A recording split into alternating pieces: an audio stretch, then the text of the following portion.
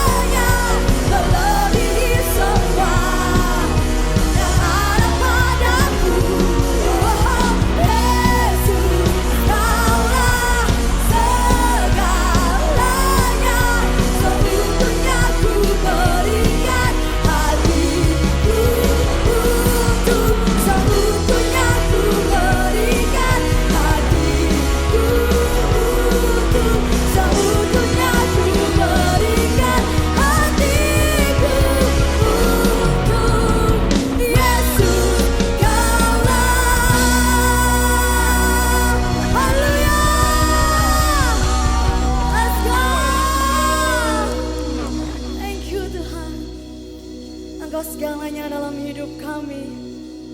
Engkau Allah yang luar biasa Tuhan. Dan kami mau mengikut-Mu. Kami mau memberi hati kami Tuhan. Sepenuhnya, seutuhnya Tuhan.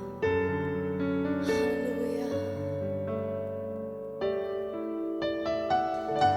Thank you Jesus.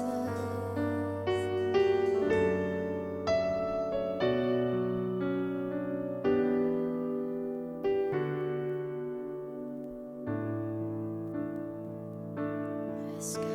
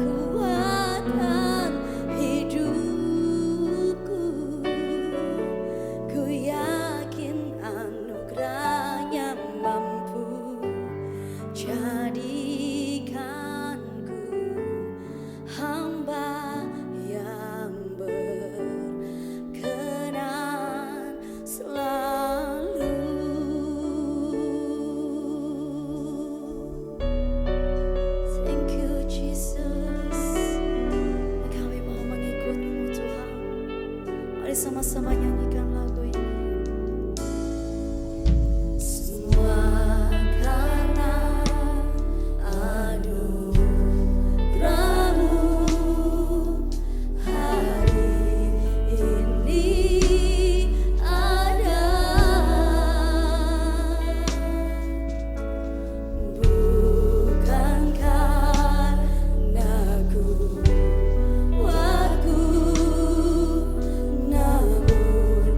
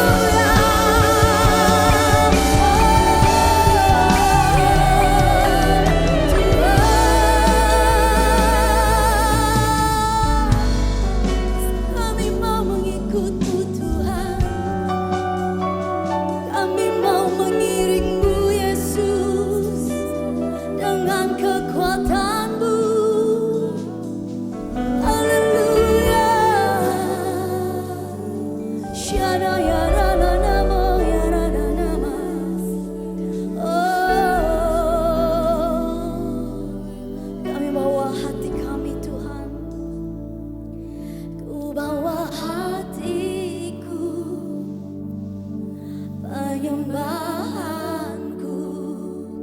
Amin. Ku semakin berkurang, Yesus semakin bertambah.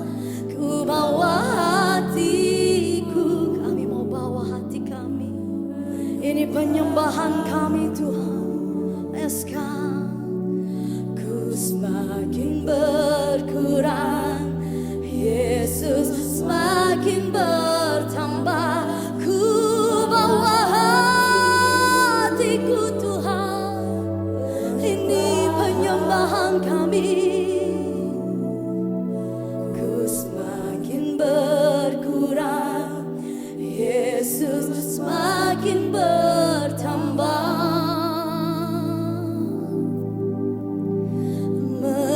Mengikut Yesus,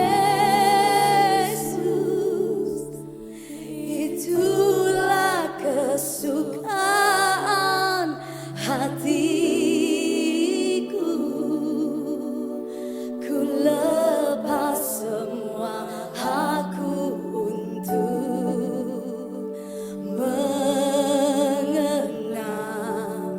kehendaknya di hidupku. Mengiring Yesus, itulah kekuatan hidupku.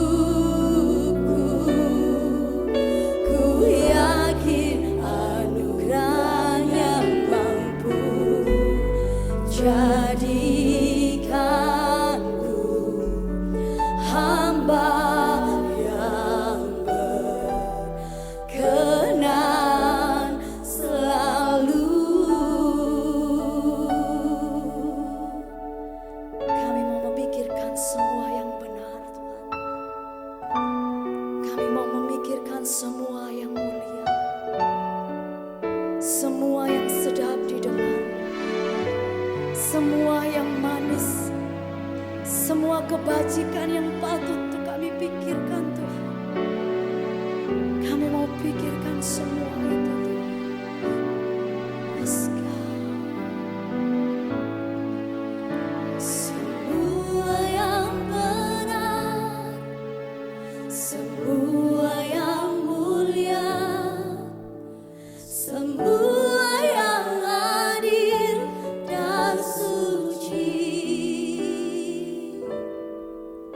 semua yang manis dan sedap didengar, semua kebajikan yang patut dipuji. Ku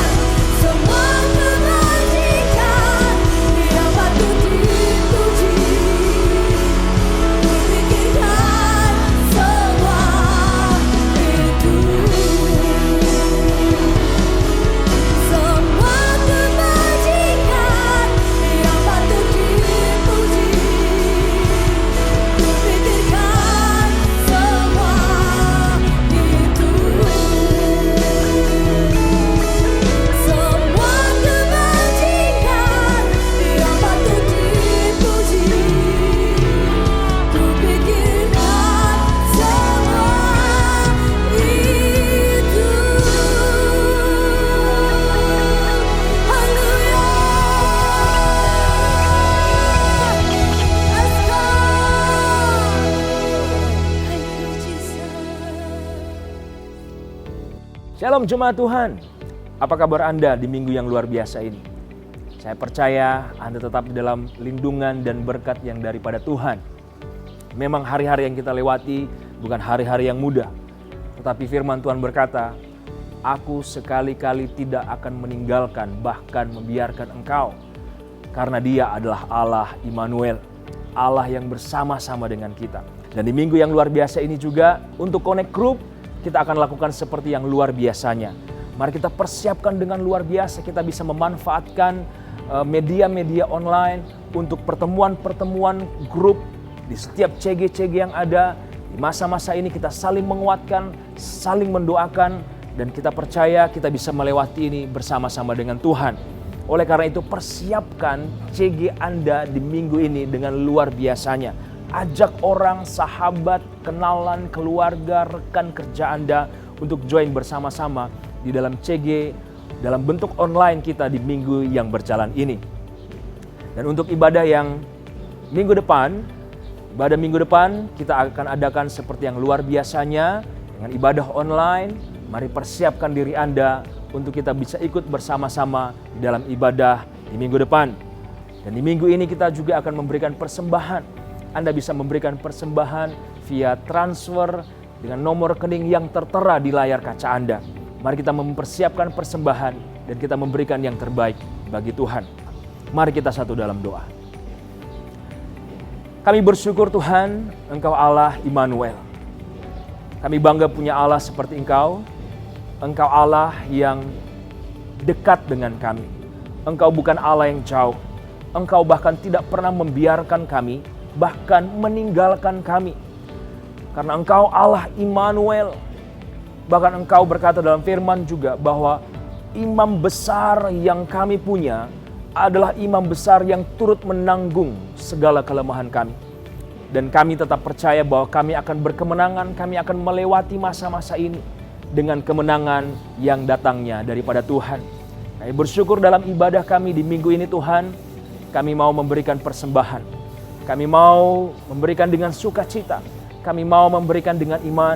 Sebagai bentuk kami mau mengakui Tuhan lewat keuangan kami. Dan kami percaya apa yang kami berikan, apa yang kami persembahkan akan dipakai untuk pekerjaan Tuhan yang lebih luar biasa lagi. Sehingga lebih banyak orang lagi yang boleh mengalami Tuhan dan dibawa untuk mengenal Tuhan lebih dekat lagi.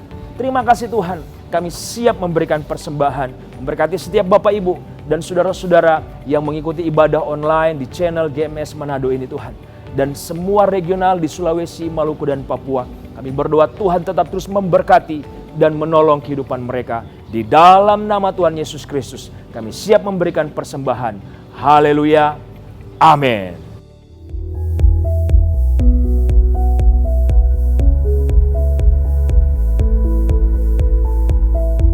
Mari bergabung bersama komunitas rohani Gereja Mawar Sharon yaitu Connect Group.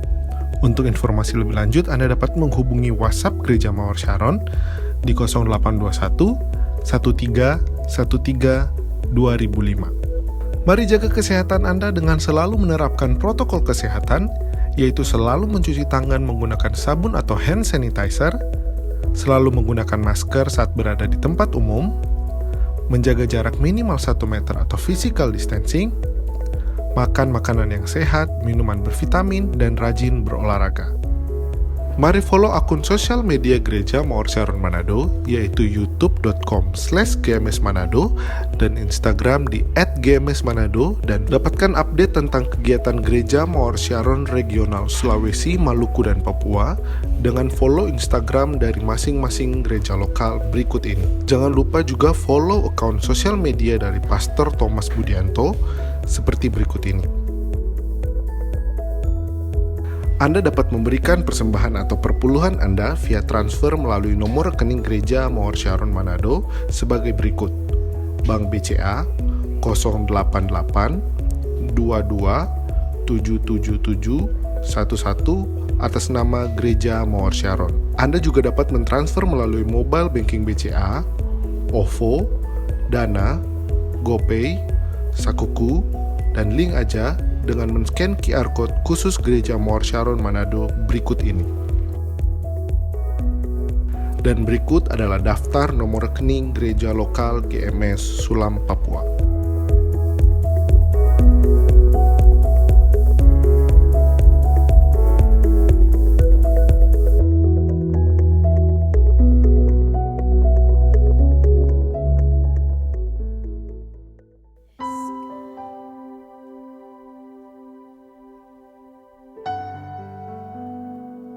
Engkau Allah yang penuh kasih, dan Engkau Allah yang selalu mengajarkan bahwa kasih itu memberi, bahwa kasih itu peduli.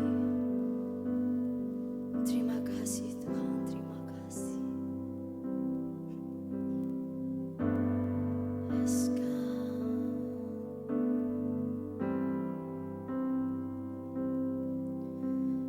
Kau Allah yang penuh kasih, Kau mengerti arti tangisan. Kau rindu untuk hapus segala peluh dan mengangkat lelah derita. Kau beri panggilan mulia untuk peduli pada sesama, memberi kasih, menyalurkan berkat. Tuhan, pakailah hidupku.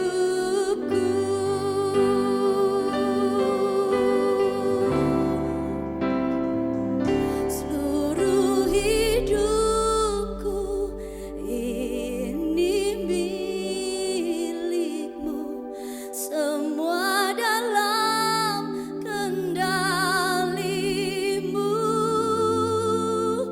Aku tidak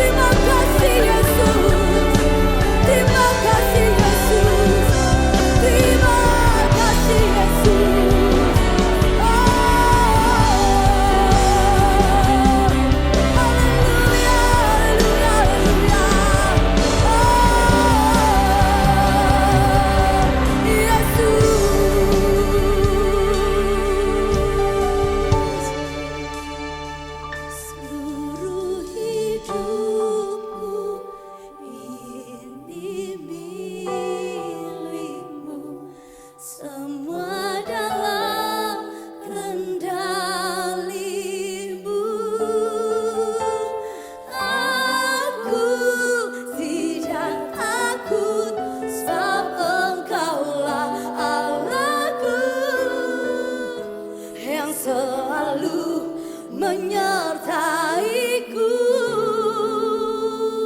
Air mata diganti sukacita, Tuhan kan pulihkan semua.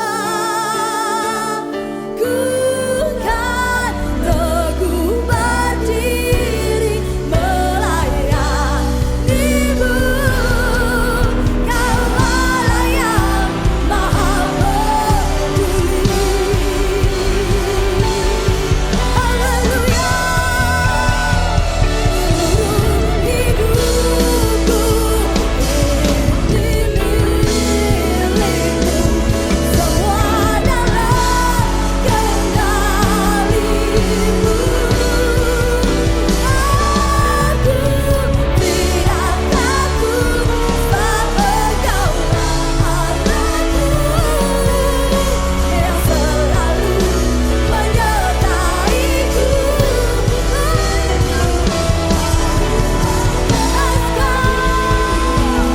Sukacita Tuhan kan pulihkan semua. Bukan teguh berdiri melayanimu. Kau Allah yang maha peduli. Bukan teguh berdiri melayanimu. Kau Allah yang maha peduli. Bukan teguh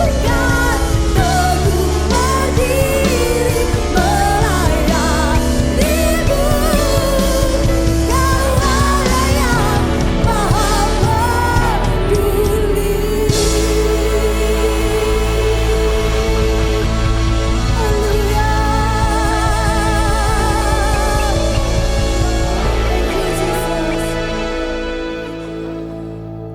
Thank you Tuhan.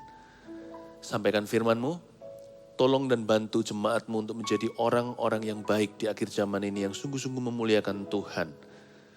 Jadikan kami orang-orang yang berguna bagi sesama kami dan bagi kerajaan Tuhan. Engkau sudah terlalu baik, kasih-Mu cukup bagi kami. Ini waktunya kami berbagi. Ajari kami, duduk diam di kaki Yesus untuk menjadi seperti Kristus dalam segala perkara. Terima kasih Bapa, dalam nama Yesus. Amin. Puji Tuhan. Shalom jemaat yang dikasihi Tuhan Yesus. I love you. Tuhan mengasihimu, kami juga sangat mengasihi dan merindukanmu.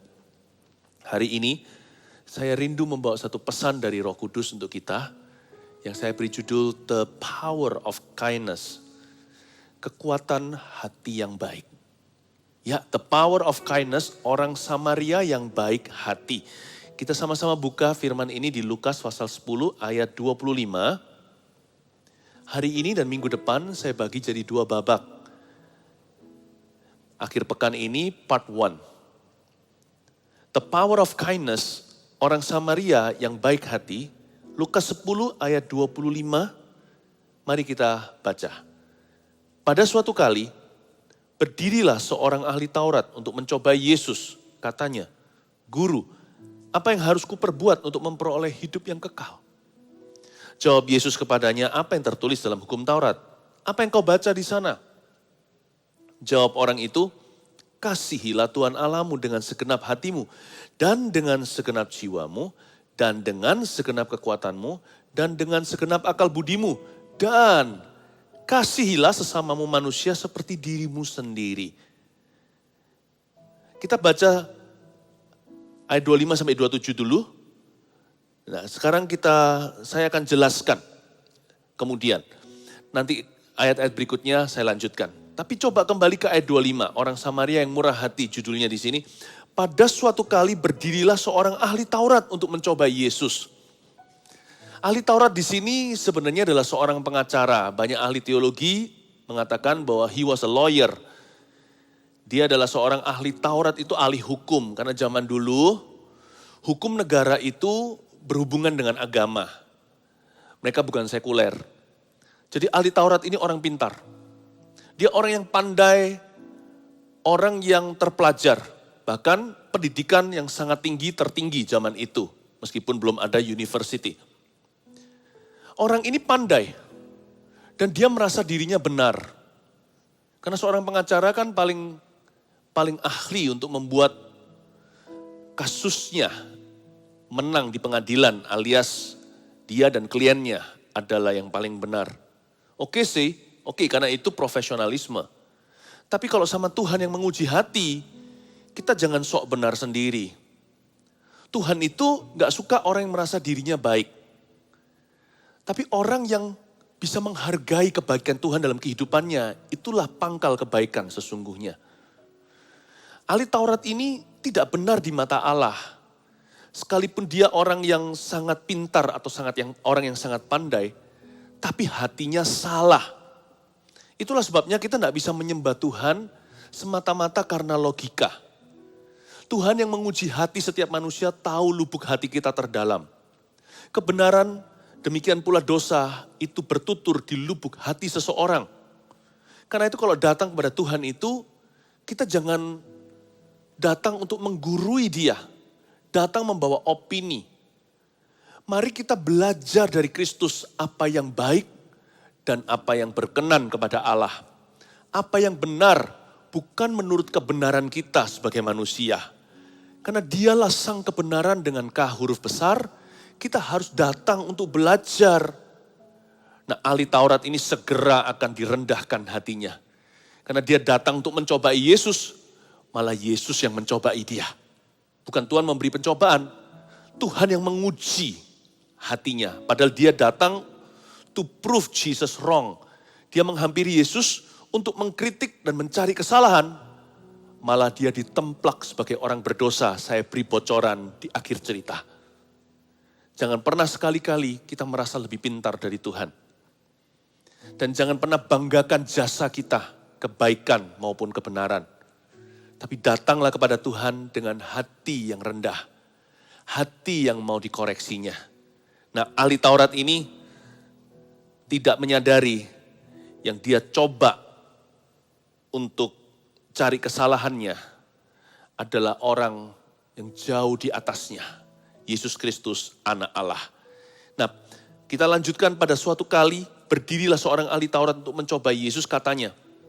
Pertanyaan pertama, Guru, apa yang harus kuperbuat untuk memperoleh hidup yang kekal?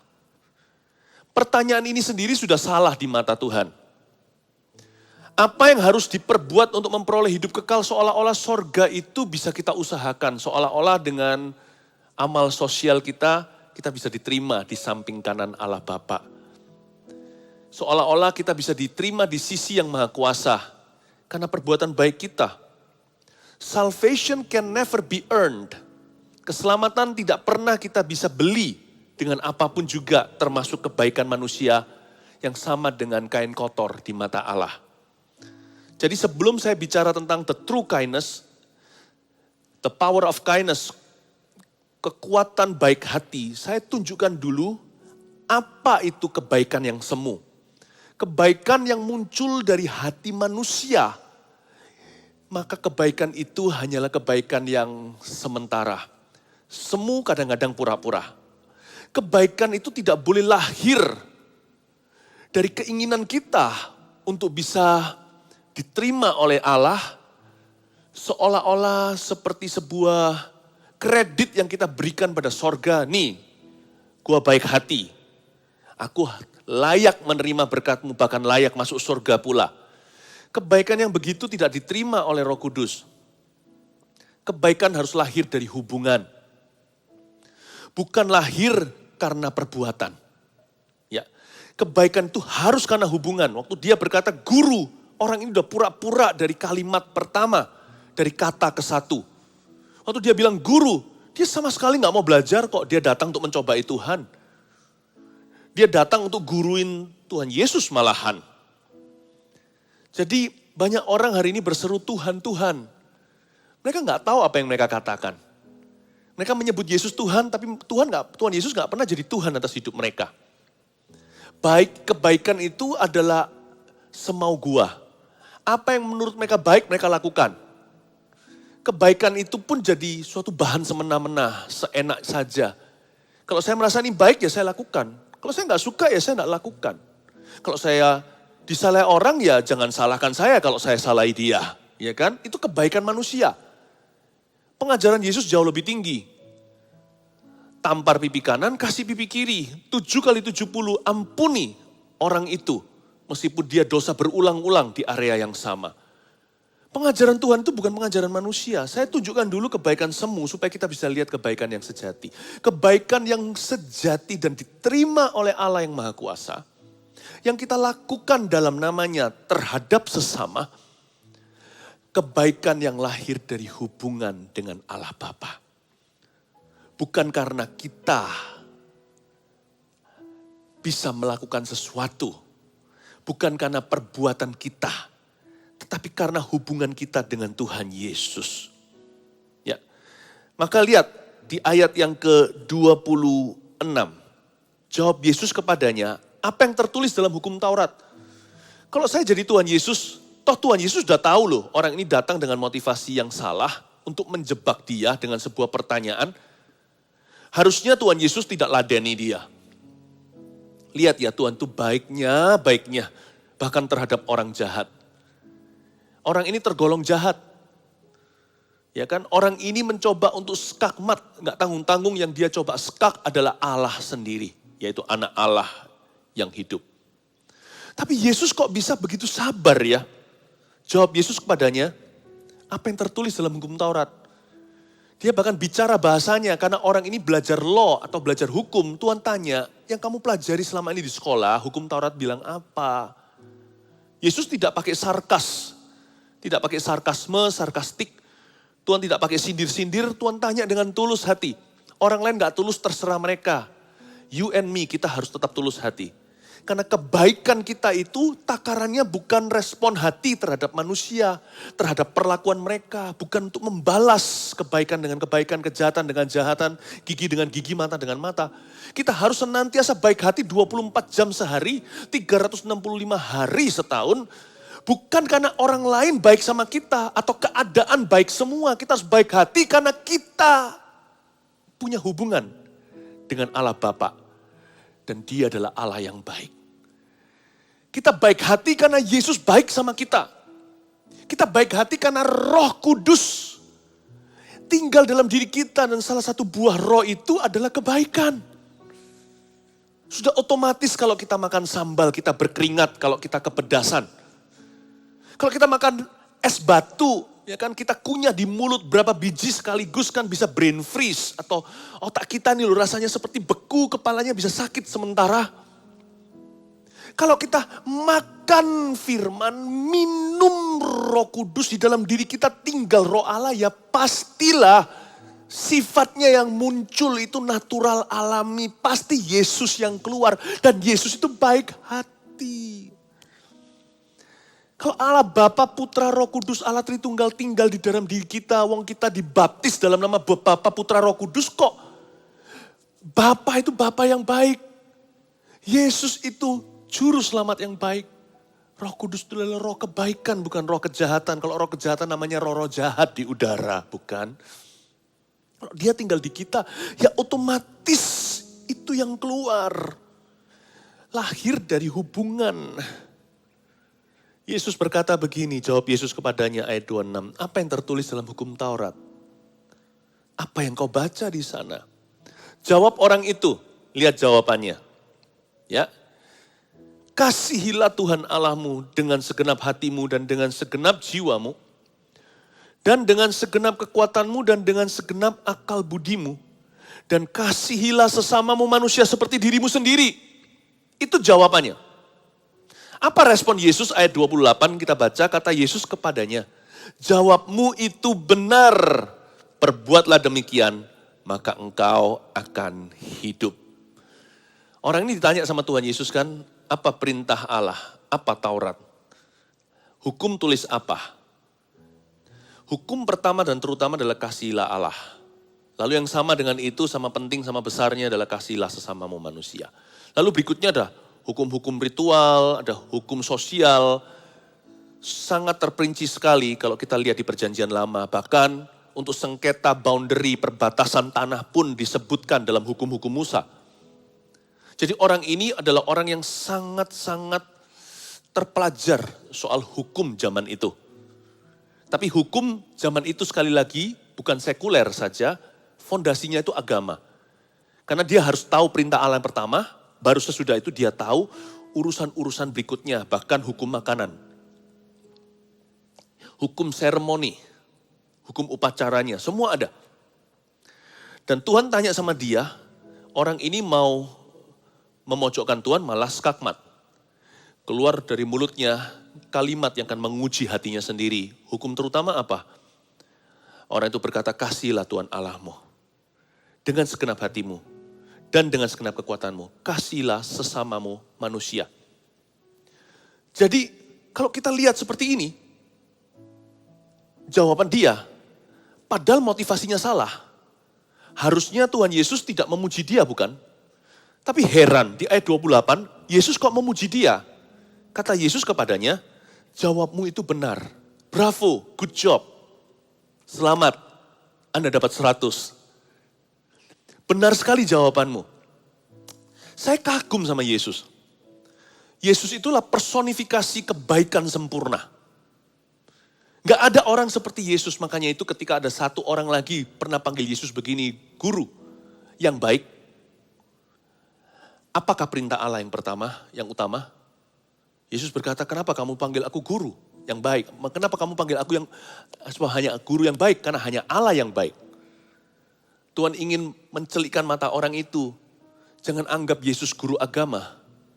Tidak sanggupkah orang itu dicelikkan mata? Tidak sanggupkah dia melihat bahwa Yesuslah Allah yang baik itu? Yesus itu baik luar biasa. Dialah personifikasi kebaikan. Kebaikan itu adalah seorang pribadi. Sebelum dia menjadi buah dalam diri kita. Karena kita menerima Yesus menjadi satu di dalam hati kita. Kebaikan itu seorang, bukan sesuatu. Jadi buah, karena kita tertular. Tapi kebaikan itu seorang pribadi, a person, you know. A person, you see. Yesus itu baik, kalau saya baca di ayat 28 ya. Saya jadi berkata dalam hati sambil mengelus-elus dada. Kok ada orang sebaik Yesus ya? Kok ada gitu loh. Makanya itu membuat saya juga agak sedikit gak habis pikir kadang-kadang kita ini kok bisa kecewa sama Tuhan ya. Kecewa itu kecewa sama orang jahat. Kecewa sama diri sendiri masih masuk akal. Kecewa sama Tuhan. Kecewa sama orang baik aja agak sedikit keterlaluan. Yang gak pernah salahin Anda, selalu memiutangi, berkorban apalagi. Kok bisa kecewa sama Tuhan tuh gimana? Hanya karena alasannya dia maha kuasa. Harusnya dia bisa luputkan saya. Tuhan tuh baik sekali. Kalau saya jadi Tuhan saya udah marahin orang ini. Skakmat, tahu rasa lu. Tuhan enggak, Tuhan puji dia dan itu bukan sarkasme. Tuhan puji dengan tulus, kata Yesus, jawabmu itu benar. Belajar dari Yesus. Dia selalu fokus kepada hal-hal baik dalam diri seseorang. Termasuk di dalam diri orang yang jahat sama dia. Dia bisa menemukan perkara-perkara indah. Jadi fokus Yesus dalam perbincangannya dengan pengacara ini di ayat 28. Yesus fokus pada pertanyaannya yang baik. Bukan pada motivasinya yang jahat. Jesus focuses on the good question instead of on his bad intention. Kalau saya jadi Tuhan sudah gak enak bicara sama orang ini. Kalau saya maha tahu, saya tahu motivasi. Saya tidak akan bisa langgeng bicara sama dia. Selain saya hindari, saya akan coba kalahkan dia dalam perdebatan. Tapi Yesus malah layani, kok bisa begini? Dia fokus kepada pertanyaannya yang bagus. Bukan kepada niat hatinya yang jahat. I admire Jesus. The power of kindness, you can never know, kita gak pernah bisa mengerti kekuatan baik hati sebelum kita bisa melihat Allah yang baik. Akan susah jadi orang baik kalau kita tidak dekat dengan Allah yang baik. Karena akar kita itu ke Allah, bukan ke dunia untuk kebaikan, karena dunia semakin jahat. Kalau kita punya akar kebaikan itu terletak pada keadaan, kadang baik, kadang jahat. Karena kebaikan selalu baik dan buruk. Saya menyampaikan sebuah pesan yang kurang populer hari-hari ini diberitakan di dalam gereja. Karena gereja kalau nggak hati-hati kita hanya fokus kepada apa yang kita bisa dapat dari penyembahan kita akan Kristus. Gue dapat apa? Kita lebih fokus kepada berkatnya atau bahkan kepada kuasa. Tapi tahukah, kebaikan itu kuat. Tuhan mau kita jadi orang-orang yang baik sampai akhir hayat kita. Zaman sekarang ini kan kebalik, yang keren itu yang jahat. Cool to be bad. Ya, it's cool to be bad, born to be bad. Bahkan ada lagunya begitu, bukan? Keren gitu loh kalau kita lahir jadi orang yang jahat. Ya kan? Coba lihat hari-hari ini kalau orang menamakan dirinya sendiri orang yang berani. Kata-kata apa yang dipakai dalam bahasa Inggris? I'm a daredevil. Ya kan, saya adalah orang pemberani, pakai kata devil lagi di belakangnya, pakai kata setan. Aku beraninya kayak setan, pedesnya kayak setan. Wah, makanan ini seru, enak bro, ini makanan iblis banget atau gimana, nggak tahu lah bahasa slangnya hari-hari ini. What's so cool about the devil? Jarang orang speak up dan angkat bicara bahwa keren benar jadi orang baik.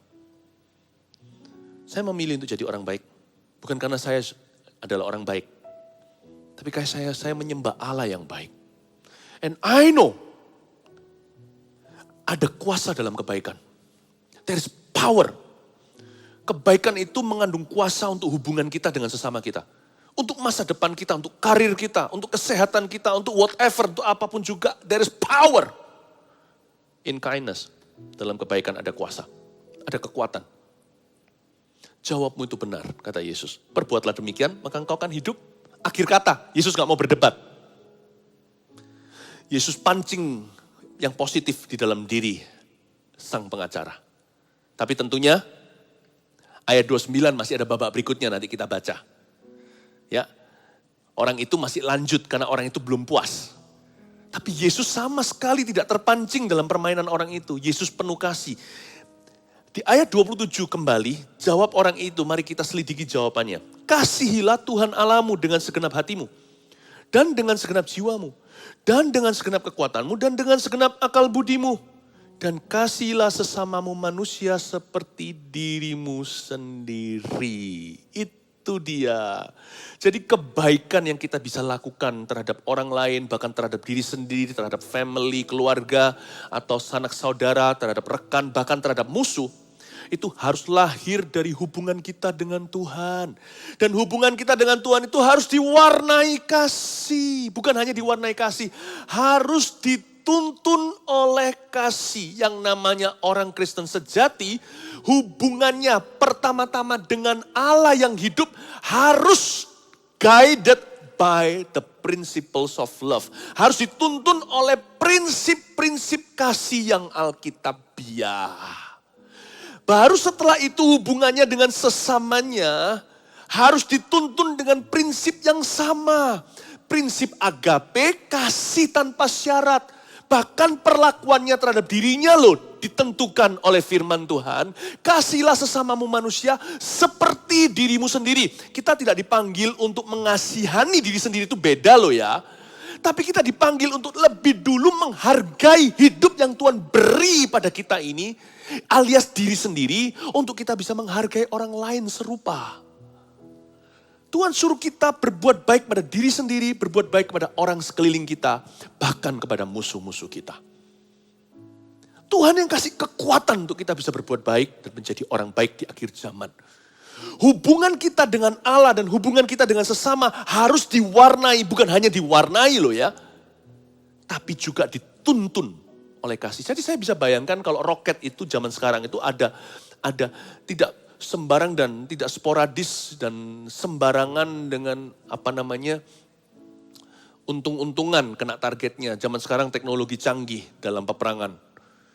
Roket yang diluncurkan dari submarine atau kapal selam contohnya yang milik negara adikuasa misalnya. Itu semuanya sudah guided by laser, dengan laser. Mereka dituntun persis ke arah musuh. Dan kenanya presisi tepat jackpot. Langsung ke tujuannya. Hidup orang Kristen sejati juga harus secara presisi dituntun kasih. Kasih harus disengaja. Karena benci lebih alami dalam daging Adam dan Hawa. Kasih harus disengaja. Hari-hari ini susah untuk mengasihi. Lebih gampang untuk berdoa, minta berkat bagi diri sendiri. Tapi mengasihi itu tidak gampang. Tapi justru itulah ujian sesungguhnya. Suatu hari kita tidak akan diadili berdasarkan berapa banyak harta kita yang tersisa. Atau kita sudah mencapai apa, setinggi apa pendidikan kita. Suatu hari Tuhan akan bertanya, aku telanjang kamu tidak kasih aku pakaian, aku di penjara kamu tidak kunjungi, aku lapar kamu tidak beri makan. Kita akan suatu hari diadili berdasarkan standar kasih loh. Terhadap orang lain. Dan bagaimana kita memperlakukan kasih karunia Allah dalam diri kita sendiri. Jangan sampai 1 talenta itu disembunyikan di bawah tanah. Suatu hari kita akan ditanya sama Tuhan, sudahkah hidup 1 itu kau kelola dalam kasih pula. Harus secara presisi, dituntun dengan kasih. Hidup kita itu harus guided. Laser precision. Dengan cermat dan sengaja. Untuk mengasihi Tuhan dan mengasihi sesama. Seperti kehidupan orang-orang yang tidak kenal Tuhan. Hidup mereka banyakkan dicemari. Dinodai dengan nafsu. Bahkan nafsu birahi. Kalau orang Kristen sebaliknya lawan kata kutub satunya. Yang sejati loh ya. Yang lahir baru, yang sungguh-sungguh dituntun Kristus. Hidupnya bukan dicemari atau dinodai, tapi diwarnai dengan kasih yang alkitabiah. Kasih itu setia, kasih lemah lembut, kasih murah hati, kasih tidaklah sombong, kasih tidak cemburu, kasih itu panjang sabar. Ini kasih yang alkitabiah, Paulus mencatatnya dalam suratnya di Korintus. Kasih itu setia, kasih lemah lembut, kasih murah hati, kasih tidaklah sombong, kasih tidak cemburu, kasih itu panjang sabar. Ini lasernya Tuhan Yesus dalam kehidupan kita. Kasih itu setia. Alkitab berkata, kasih lemah lembut, kasih murah hati, gak pelit, memperhatikan yang lain pula. Kasih tidaklah sombong, kasih tidak cemburu, kasih itu panjang sabar. Belajar dari Yesus. Saya jelaskan ayat-ayat ini, jawaban orang itu teori. Lalu Yesus personifikasi. Gimana Yesus ladeni pengacara yang mencoba untuk seret dia ke pengadilan dengan jebakan loh. Ini kalau si Yesus salah jawab, kena deh dia. Kena dia. Langsung ke mahkamah agama. Tapi Yesus layani. Saya bisa melihat Yesus bukan hanya mengajari. Yesus mempraktekkan. Karena dia adalah kasih. Saya ajari kita semuanya untuk mengerti. Kindness, kebaikan. Itu akarnya pada hubungan kita dengan Tuhan. Kalau kita menghargai Tuhan dalam hidup kita akan baik sama orang. Kita akan murah hati. Ya. Kita lihat ayat 30. Ayat yang ke-29. 29. Seperti saya katakan tadi, orang ini belum puas. Dia lanjutkan. Ayat 29 bunyinya, tetapi untuk membenarkan dirinya, orang itu berkata kepada Yesus, dan siapakah sesamaku manusia? Ayat 29 ini sangat-sangat notabene pengacara.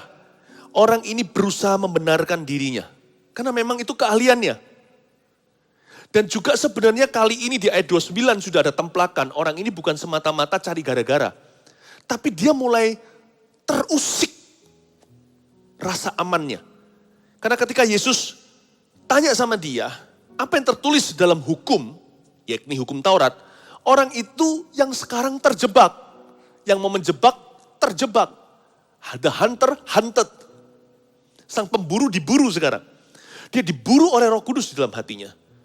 Ketika orang itu berkata, kasihlah Allah dan kasihlah sesamamu manusia. Dia tertusuk hatinya. Tapi supaya dia tidak lama-lama berada dalam templakan Roh Kudus, dia mau cepat bebas dari tuduhan, bukan dakwaan setan, tapi tuduhan yang bagus.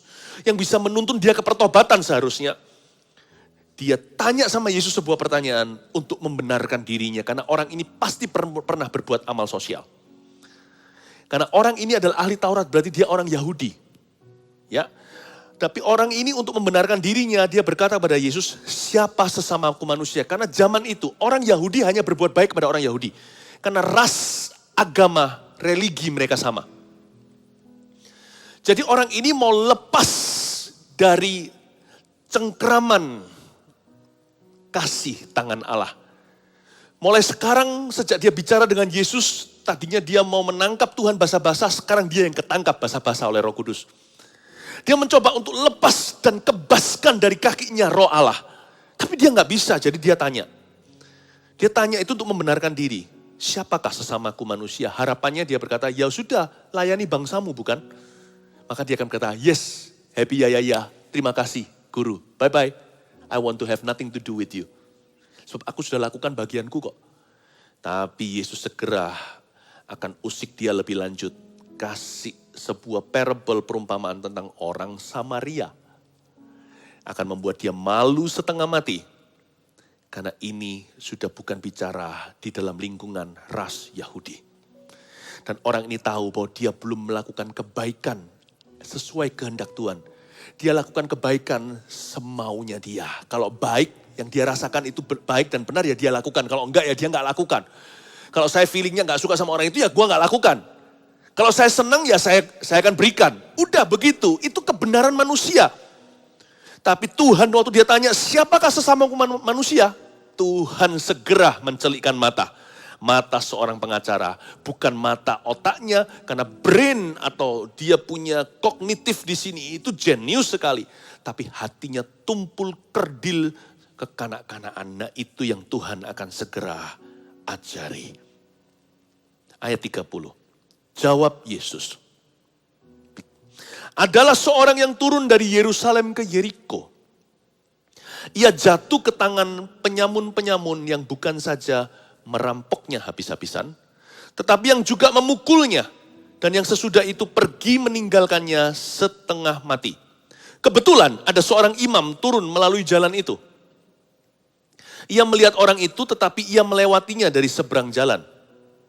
Demikian juga seorang Lewi datang ke tempat itu. Ketika ia melihat orang itu, ia melewatinya dari seberang jalan.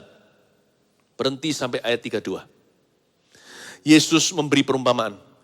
Kalau saya sih merasa bisa jadi perumpamaan ini kejadian sesungguhnya.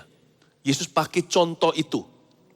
Karena di ayat 30 ada sebuah jalan turun dari Yerusalem ke Yeriko yang disebut sebagai jalan angker. Itu beneran secara geografis hingga hari ini aja loh. Orang Yahudi jalan ke situ tuh bahaya karena Yeriko dan Yahudi.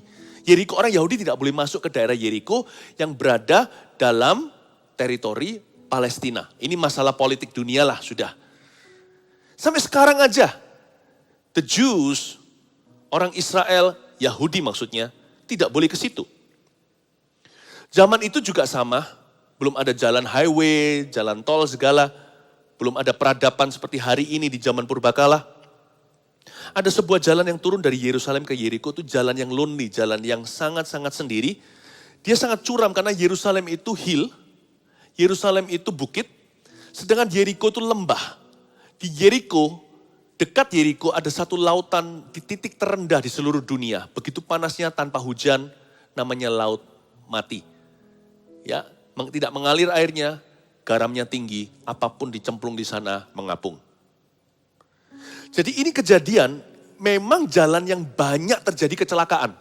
Hari-hari ini kan banyak tikungan-tikungan yang bahaya, banyak mobil terbalik di sana atau tertabrak. Kalau ini jalanan memang makan banyak korban karena banyak gua-gua di situ, tempat-tempat yang gelap di mana menjadi sarang penyamun. Ia jatuh ke tangan penyamun, mungkin ini berita yang sedang hot saat itu. Orang ini pasti tahu jikalau kejadian itu terjadi beneran atau kejadian sungguhan. Nah, ia jatuh ke tangan penyamun-penyamun yang bukan saja merampoknya habis-habisan, tapi juga memukulnya dan yang sesudah itu pergi meninggalkannya setengah mati. Ayat 30 ini unik sekali, bicara tentang kondisi manusia rata-rata di hari-hari ini. Ya, di masa pandemi juga bertubi-tubi, sebentar urusan wabah, sebentar urusan ekonomi, apalagi yang tidak mendunia seperti kekerasan dalam rumah tangga dan sebagainya. Hari-hari ini hidup di dunia diwarnai dengan tiga fenomena ini. Kalau saya bisa sebut, inilah kondisi kita hari-hari ini. Jangan mengeluh kalau Anda punya masalah paling besar. Semua orang mengalami banyak orang mengalami yang sama. Rata-rata orang-orang di dunia ini entah dirampok habis-habisan, atau terpukul, atau ditinggalkan setengah mati. Entah mereka habis atau terpukul atau setengah mati. Udahlah, itulah kondisi hari-hari ini. Makanya tidak dibutuhkan satu lagi orang jahat di dunia ini. Dibutuhkan orang baik. Dan bukan orang baik yang semu, orang baik yang kenal Allahnya. Saya nggak ajarkan bahwa kebaikan bisa membawa kita ke sorga. Tapi kalau kita memang betul-betul akan ke sorga, Yesus sudah masuk di dalam hati kita. Nggak bisa tidak, kita pasti jadi orang lebih baik setiap tahunnya. Jadi orang yang benar, yang tambah hari, tambah baik terhadap sesama. Dunia ini membutuhkan orang baik. Karena dunia ini sudah dirampok habis-habisan. Kita nggak perlu tambah satu lagi perampok. Nggak perlu tambah lagi satu ekor setan. Dunia ini sudah terpukul, banyak orang terpukul. Terpukul ini, terpukul ekonomi, keluarganya mati. Ada aja deh. Kiri kanan kita terpukul semua. Dibutuhkan orang-orang yang peduli. Dibutuhkan orang-orang yang penuh dengan kehidupan, yang optimis, yang bisa menguatkan iman, bisa mendoakan, bisa menurunkan Tuhan dalam situasi. Karena zaman ini sekarang banyak orang ditinggalkan dalam kondisi setengah mati. Setengah mati pekerjaannya, setengah mati keuangannya, setengah mati kesehatannya, setengah mati kondisi keluarganya. Setengah mati, tidak punya masa depan. Jadi izinkan saya untuk mengatakan bahwa perumpamaan ini adalah realita hari-hari ini. Sebelum kita masuk ke lakon sesungguhnya nanti, yaitu si pria Samaria, saya ajak kita untuk melihat dua figur pengharapan yang sangat mengecewakan. Yang pertama di ayat 31, kebetulan ada seorang imam turun melalui jalan itu. Ia melihat orang itu tapi ia melewatinya dari seberang jalan. Dia lihat lalu lewat. Seorang imam itu seorang hamba Tuhan di perjanjian lama, bahkan di perjanjian baru zaman Yesus, imam itu priest. Mereka itu pendeta penuh. Dan pendeta di atas semua pendeta itu yang 1 tahun sekali bisa masuk ke ruang maha suci namanya imam besar. Imam ini harusnya menjadi teladan umat. Harusnya menjadi figur pengharapan, the figure of hope. Tapi mereka mengecewakan. Imam ini hanya lewat. Loh kok Yesus tahu? Yesus itu anak Allah. Sebelum Nathanael ketemu sama dia berkata, aku lihat kamu di bawah pohon mana. Dia kaget, engkaulah anak Allah, engkaulah Mesias. Yesus tahu apa yang terjadi, Yesus menilai hati manusia. Jadi kejadian ini jikalau perumpamaan ini terjadi sesungguhnya. Kalau sungguhan beneran terjadi, a true story. Bukan hanya sebuah parable atau perumpamaan. Maka Yesus tahu, melihat kemunafikan yang terjadi di dalam diri orang-orang yang harusnya menjadi kepanjangan tangan Tuhan. Imam itu turun melalui jalan itu. Gak lebih bagus lagi, guru kencing berdiri, murid kencing berlari. Di rumah juga sama kan, kalau papa penuh kekerasan nanti anaknya penuh kekerasan. Kalau rumah itu penyembahan berhala, biasanya anak-anaknya juga tersesat nantinya. Kalau imamnya begitu ya otomatis Lewi. Lewi itu satu tangga di bawah imam. Mereka lah staffnya, mereka lah full timersnya. Di ayat 32 demikian juga seorang Lewi datang ke tempat itu. Ketika ia melihat orang itu, ia melewatinya dari seberang jalan. Lewi itu juga lewat begitu saja. Waktu dilihat, dia gak berani apa-apa lalu pergi. Mungkin lagi busy, mungkin lagi sibuk, saya mengerti. Apa yang dilakukan oleh orang-orang Yahudi ini, imam dan Lewi, mereka pergi dari Yerusalem ke Yeriko. Mereka itu mungkin mau pulang, turun dari Yerusalem ke Yeriko. Mungkin mereka tadi habis mengadakan suatu kebaktian, karena Yerusalem kan tempat penyembahan. Mereka tidak diizinkan bangsa Israel menyembah di kota mana-mana atau sembarang di mesbah seenaknya. Mereka harus ke Yerusalem, bait suci ada di sana. Ya kan? Yesus sekali kan membersihkan bait Allah dan menyebutnya rumah doa. Kenapa kamu jadikan sarang penyamun? Jadi bait suci itu di Yerusalem. Ada di situ. Kenapa mereka ke Yeriko? Harusnya mereka sudah selesai tugas loh.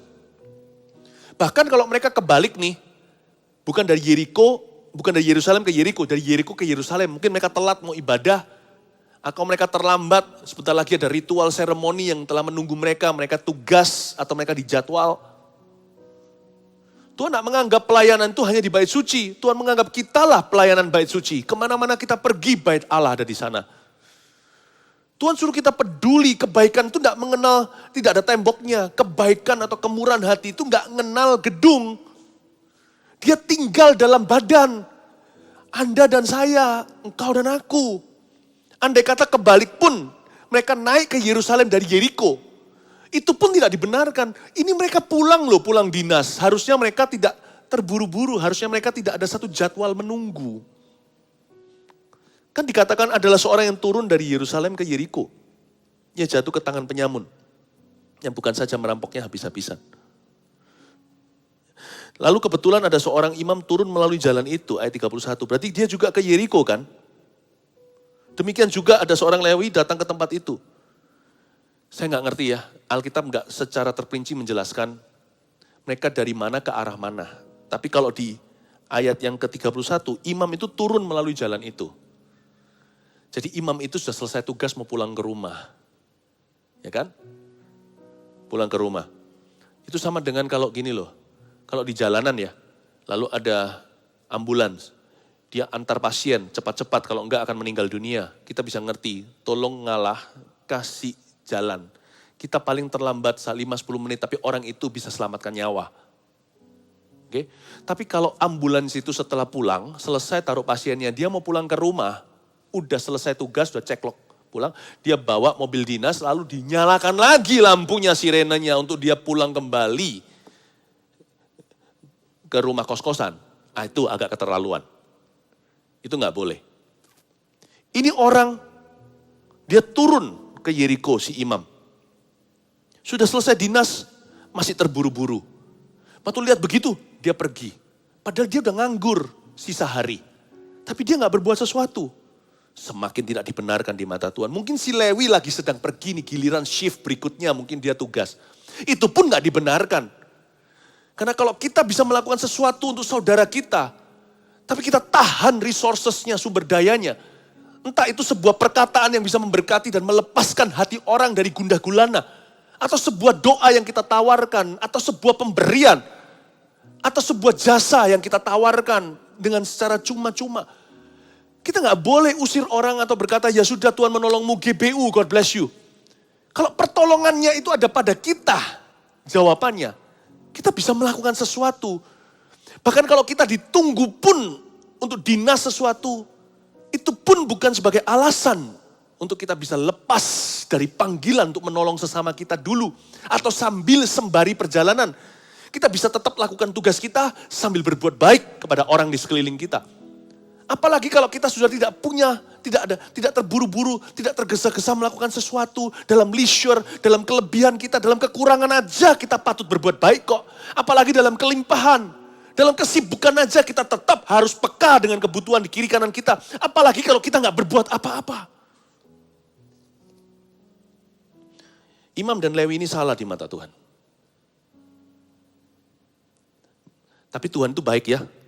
Tuhan gak bilang ahli Taurat. Tuhan tidak mau sindir orang itu. Karena sang pengacara yang melakukan dosa ini sebenarnya lebih sering daripada imam dan Lewi. Karena sang pengacara ini berkuasa. Ahli Taurat itu powerful loh. Imam dan orang Lewi ini, Tuhan sebut imam dan orang Lewi. Tuhan pakai perumpamaan, profesi yang lain. Karena Tuhan mau jaga hati orang itu jangan sampai tersinggung secara sia-sia. God is so good. Semoga pada titik ini, sang ahli Taurat juga merasa dia sebenarnya disindir oleh Yesus. Ya, dari cerita ini saya lihat, sebentar lagi akan masuk orang Samaria, tapi nanti ayat 33 sampai ayat yang ke-37, saya akan bahas minggu depan. Di dalam cerita orang Samaria yang baik hati, The Power of Kindness Part 2 atau bagian kedua, babak kedua. Nanti saya akan jelaskan siapa orang Samaria itu. Lalu saya akan coba kelompokkan dalam 7 kelompok perbuatan baik yang dia lakukan, tindakan-tindakannya itu yang bisa berbicara kepada situasi kita hari ini. Tapi saya akan sampaikan nanti next week, minggu depan. Tapi izinkan saya memberikan kepada Anda sebuah catatan dulu. Anda bisa catat ini. Di mana Anda saat ini berada, ambil pena, atau pakai HP-nya juga nggak apa-apa. Tulis ini. Ada pelajaran yang kita bisa petik sih dari Imam dan Lewi ini. Yaitu bagaimana supaya hidup kita dipakai Tuhan tanpa rintangan dari diri sendiri. Agar kita dipakainya. Maka 3 hal ini jadikan pedoman. Karena Tuhan itu baik, Tuhan itu cukup bagi kita. Jangan kita itu hitung-hitungan dengan Tuhan, jangan pamrih. Panggilan untuk menjadi orang baik itu adalah untuk kita semuanya. Dalam kekurangan dan kelebihan kita. Dalam kelimpahan, dalam kesusahan. Kita dipanggil untuk menjadi orang demikian. Menjadi seperti Kristus, itu artinya menjadi orang baik juga. Seperti Kristus. Nah 3 hal ini, coba dicatat sebagai pedoman pegangan prinsip hidup kita agar hidup kita dipakainya tanpa rintangan berarti dari diri sendiri. Yang pertama, jangan perhitungkan harganya. Ini yang kita pelajari dari Lewi dan Imam dan Lewi ini. Waktu mereka lewat mungkin mereka pikir, waduh, kalau sampai aku tolong orang ini, mampu sih mampu, harganya besar. Ya kan? Resikonya tinggi, kalau saya tolong dia nanti bagaimana? Padahal sesama orang Yahudi loh, belum orang Samaria. Ini kawan loh, sama ras, sama agama bahkan. Orang Samaria itu lain cerita. Orang Samaria itu musuhnya orang Yahudi. Jadi yang tolong orang yang kasihan sekali, yang dirampok habis-habisan ini nanti adalah musuhnya. Ya, coba bayangkan. Teman tidak mau bantu dia. Teman tutup sebelah mata. Karena Imam dan Lewi ini terlalu memperhitungkan harganya. It's too costly. Terlalu resiko, terlalu bahaya, terlalu dangerous for them. Kalau nanti aku tolong dia, nanti kalau aku sendiri dirompak gimana? Kalau nanti aku tolong dia, aku terlambat gimana? Aku ada janjian makan atau gimana? Saya ngerti lah, alasan apapun juga masuk akal sih. Tapi gak masuk hati. Kadang-kadang Tuhan itu gak selalu tidak masuk akal kok. Tuhan itu selalu masuk akal karena Allah kita tertib. Tapi ada waktunya akan terjadi kompetisi. Di mana hati atau akal sehat bicara. Saya tidak berkata kalau kita ikuti hati, kita tidak ikuti akal sehat. Tapi andai kata anak saya diserang sama binatang buas. Dan saya tahu itu sudah ada anak saya dalam cengkeramannya. Saya tahu saya tidak akan bisa menang lawan beruang. Saya akan sisihkan akal sehat bukan karena saya tidak waras. Tapi karena itu anak saya ada di dalam rahangnya. Saya pasti pergi. Dan seorang diri saya akan lawan binatang buas itu. Karena pada waktu seperti itu saya akan ikuti hati. Tuhan itu tidak selalu tidak masuk akal. Tapi ada waktunya panggilan Tuhan menuntut kita untuk melangkah dengan iman. Dan mengesampingkan kepentingan. Dan menjadi seperti Kristus, menjadi prioritas nomor 1.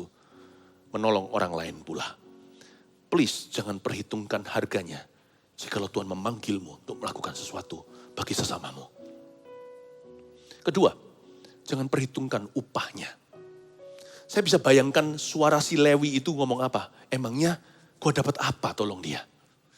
Kalau saya sekarang berhenti obati dia sebagainya itu upahku apa? Yalah upahku besar di sorga tapi I'm happy this way kok. Aku udah bahagia di bumi begini aja kok.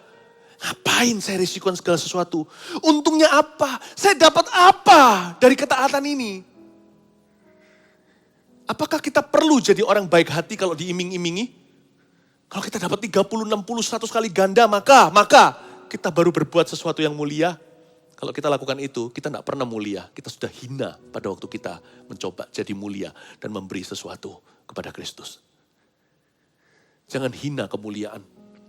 Maksud saya kadang-kadang kita itu melakukan sesuatu yang mulia, tapi mikirkan upahnya itu sudah membuat hina. Itu seperti meludahi tabut perjanjian, seperti meludahi Shekinah. Mungkin kata-kata saya terlalu keras, tapi kata-kata ini bukan tuduhan. Saya pun perlu belajar. Setiap firman ini bermata dua, kena ke saya juga. Mari kita sama-sama belajar. Kalau Imam Lewi itu kan profesi kami. Profesi kami. Tuhan tidak suka kita jadi orang yang agamawi. Tuhan suka jadi kita menjadi orang yang rohani, yang mengerti maksud ilahi, yang mengerti kehendak Allah setiap langkah hidup kita. Jangan perhitungkan upahnya. Jangan kita menjadi orang yang tergerak kalau kita ada sesuatu materi yang dijanjikan atau suatu pengakuan atau suatu nama, popularitas dan segalanya. Seringkali perbuatan baik itu di balik layar. Kalau tanganmu kananmu memberi, tangan kirimu jangan tahu. Buat enggak kompak kiri kanan tangan. Selain di balik tirai yang suci itu, Tuhan melihat perbuatan baikmu. Jangan hitung upahnya sekarang. Tabunglah pada kirbat Tuhan. Yang terakhir, yang ketiga, jangan lemparkan tanggung jawabnya. Yang kesatu, jangan perhitungkan harganya. Yang kedua, jangan perhitungkan upahnya. Yang ketiga, jangan lemparkan tanggung jawabnya. Don't shift the blame. Waktu lewat mungkin berkata, ya salah sendiri. Kok kamu traveling sendiri? Nggak pernah dikatakan imam itu, Lewi itu, apakah memang seorang Lewi dia datang ke tempat itu lalu dia lewat. Tapi mungkin ada rombongannya mengikuti atau gimana. Saya nggak tahu. Mungkin dia bisa aja berkata, nggak salah lu sendiri. Atau mungkin time-nya, jamnya dia traveling pas lagi remang-remang itu bahaya. Kenapa nggak ikut pas lagi high season-nya rombongan waktu lewat. Mungkin dia bisa blame that person. Ya salah kamu sendiri, kamu bisa terpuruk begini. Don't shift the blame. Jangan lemparkan tanggung jawabnya. Kalau ada panggilan di hatimu melakukan sesuatu, jangan pikirkan tanggung jawab orang. Atau bahkan berkata, enggak apa-apa, kalau aku lewat nanti orang lain bisa tolong dia kok. Dia lemparkan tanggung jawabnya ke orang berikutnya. Pasti ada yang membantu orang ini. Enggak apa-apa, it's not me, it's just not me. Bukan aku, orang lain. Lalu kita pergi seolah-olah tidak terjadi apa-apa. Nurani kita bersih, tidak terganggu sama sekali. Masuk ke bait suci dan berkata, aku tidak seperti pemungut cukai. Aku puasa seminggu sekali. Ya kan? Dan aku memberikan persepuluhanku ke dalam bait Tuhan. Kita berbuat seolah-olah tidak terjadi sesuatu tadi yang kita lihat. Kita mengerasa nanti akan ada orang yang tanggung jawab untuk orang itu. Tapi just not me, bukan aku. Kalau kita punya prinsip seperti itu, Allah akan sulit memakai hidup kita dan melimpahkan kasih karunia-Nya. Sekali lagi dengan 3 ini saya selesai. Saya ulang lagi, ada 3 pelajaran berharga agar hidup kita dipakainya. Dari Imam Lewi ini, termasuk ahli Taurat. Jangan perhitungkan harganya. 2, jangan perhitungkan upahnya. 3, jangan lemparkan tanggung jawabnya. Sebelum nanti minggu depan saya akan bagikan bab 2-nya, part 2, tentang the power of kindness, orang Samaria yang baik hati. Anda bisa berbuat baik hari-hari ini secara kreatif, ambil inisiatif. Tuhan akan kasih hikmat, berbuat baik kepada siapa, dengan cara yang bijaksana, dan yang dapat diterima oleh Allah. Ya, dengan cara yang tidak merugikan diri sendiri juga tentunya. Saya dorong Anda untuk melakukan sesuatu. Mari kita di hari-hari, di minggu-minggu terakhir ini, dengan iman, saya imani. Kita online ibadah sebelum nanti kita bisa kebaktian sungguhan, maksudnya kebaktian secara live bersama. Mari kita tutup satu babak dalam kehidupan kita dengan kebaikan. Karena Tuhan cukup baik bagi kita, sudah terlalu baik hingga hari ini kita survive.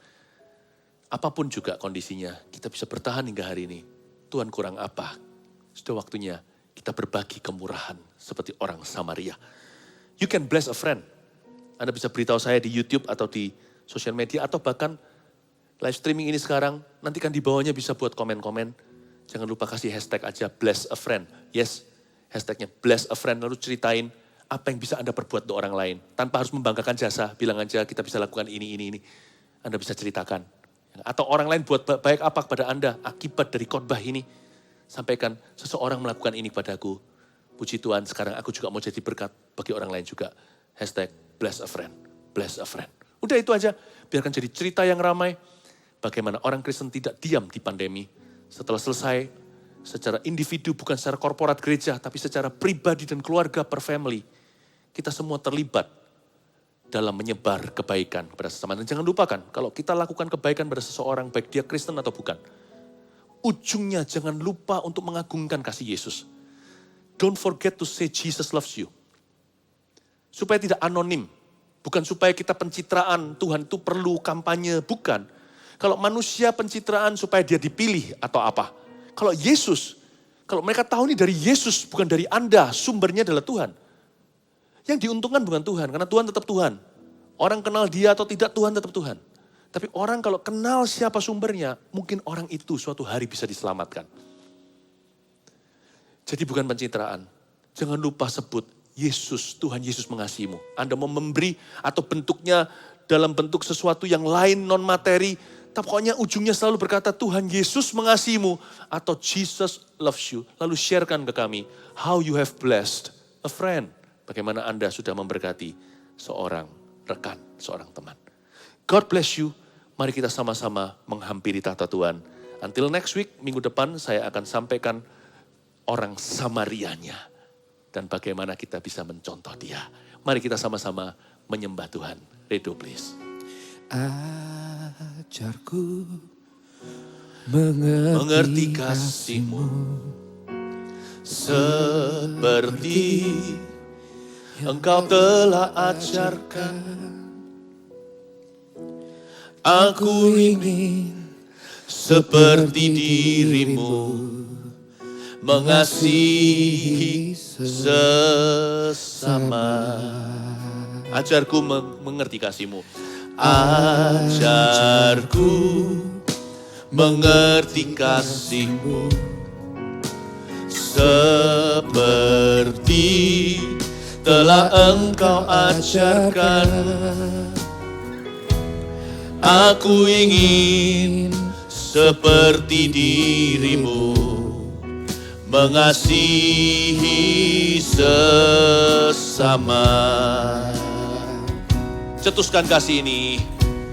Kasih tidaklah sombong, kasih lemah lembut, kasih-Mu murah hati. Kasih tidaklah sabar, kasih tidak cemburu. Kasih itu murah hati, kasih itu murah hati. Ikuti cara saya aja. Kasih itu setia. Sing this song.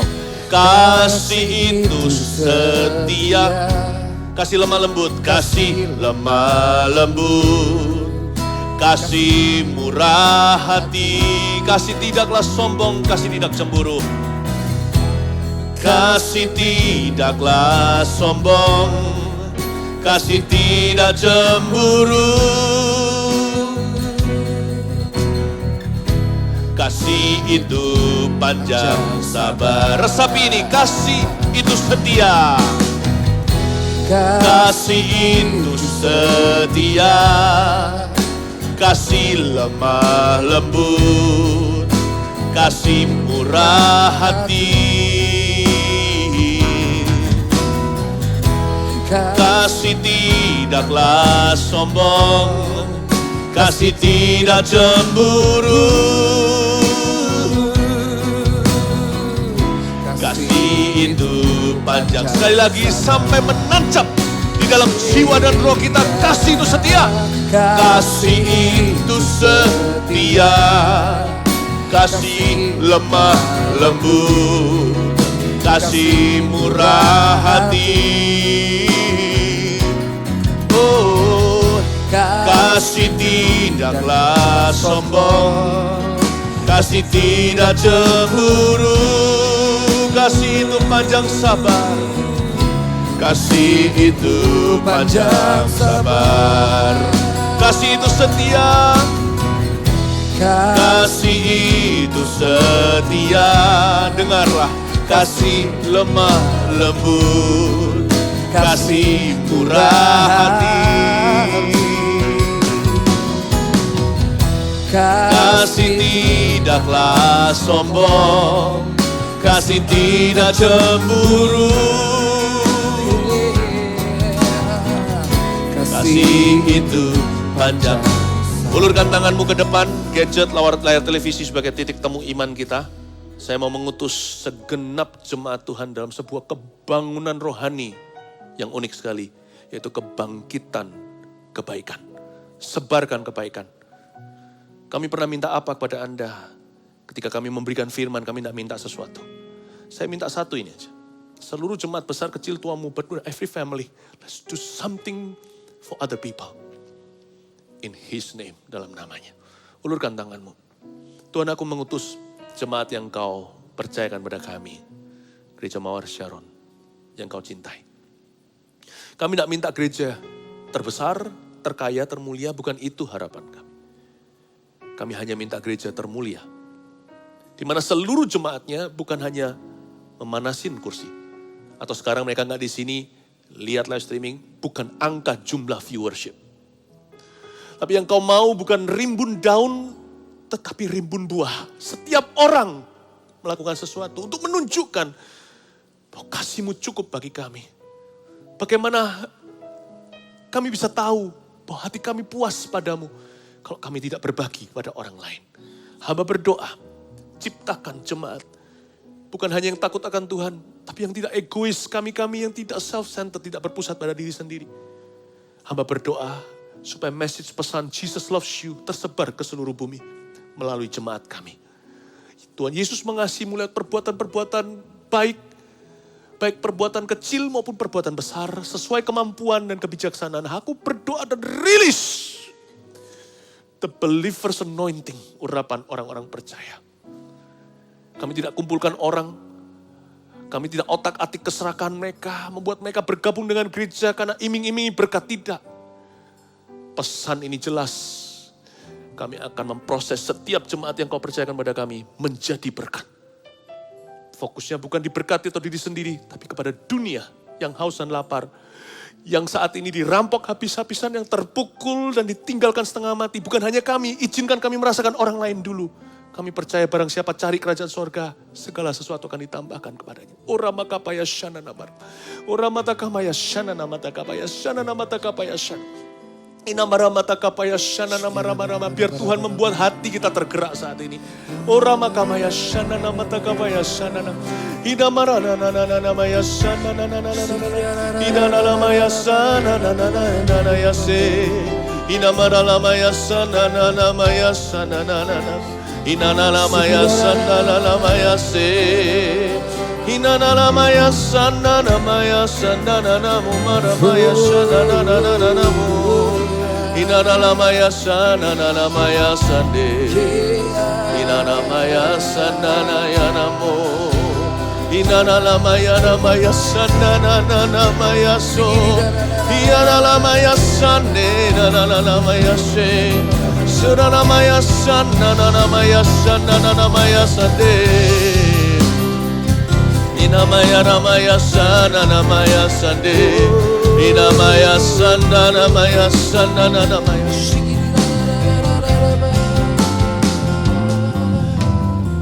Roh Kudus taruh di hati saya beberapa kata-kata hikmat dan pengetahuan ini. Ada satu orang yang mau jual mobilnya. Saya beritahukan di dalam nama Yesus pembelinya akan datang.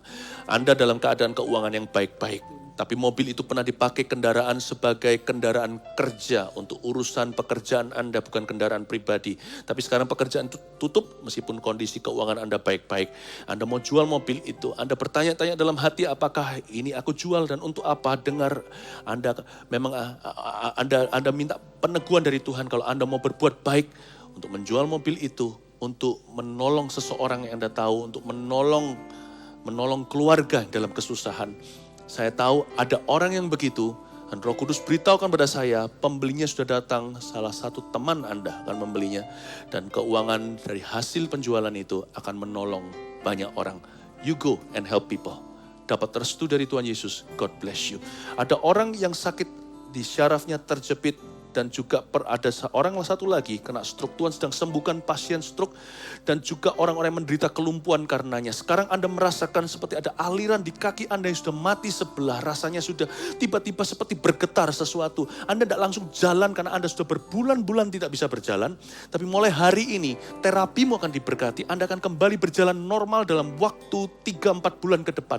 Tuhan Yesus menyertai kakimu akan bertumbuh muscle atau ototnya kembali. Karena Tuhan memperhatikan Anda sedang dilawat Tuhan saat ini.